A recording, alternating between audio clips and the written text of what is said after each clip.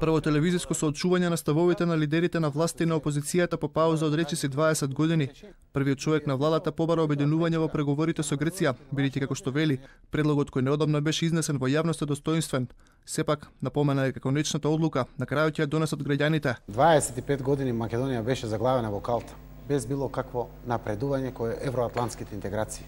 И ако декларирате дека сте за НАТО и за ЕУ, мора да покажете и флексибилност и решение. Заради тоа што патриотизам на гладен стомах нема. Ја изгубивме младите и напуштија државата. Мора да дадете одговор што ако не се решава и во наредните 10 години. Тоа е лидерство. Граѓаните бираат лидери на избори и лидерите носат одлука. На крајот рековме ќе има референдум. Граѓаните се конечни на тој референдум. И ние не бегаме од тој референдум, но граѓаните чекаат лидерство, очекуваат перспектива. Вистински патриоти се денеска тие што обезбедуваат иднина на граѓаните. Ја само вас ќе ве прашам. Кажете ми вие, што тоа не чини во Илинденска Македонија? Зошто сте вие против Илинден? Што ви смета во Илинден? Треба да го знаеме тоа. Лесно да кажете, ние сме против.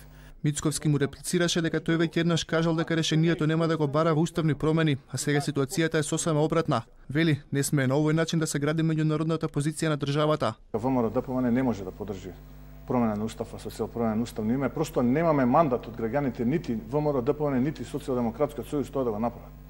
Господинот Зоран Заев излагаше на телевизија, на национален медиум, каде што јавно пред граѓаните на Република Македонија кажуваше дека нема да преговара за промена на уставното име на Република Македонија. На еден од националните медиуми. Господинот Заев за германски Шпигел ќе каже нема да го барам решението во промена на уставот. Господинот Заев денеска тука ќе каже дека го спасил достоинството. Како го спасил? Не сте го спасиле, господине Заев. Вие, Зоране, сте го урнисале целокупниот процес на преговори, некој што со години го создавал.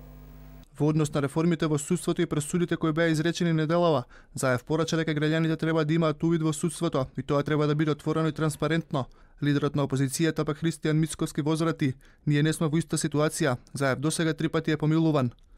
Мицковски вели дека ВМРО-ДПМН не размислува да го напушти собранието и ќе продолжи да биде конструктивна опозиција. Заев пак ја обвини опозицијата дека се уште не собрала сили да се огради од настаните од 27 април.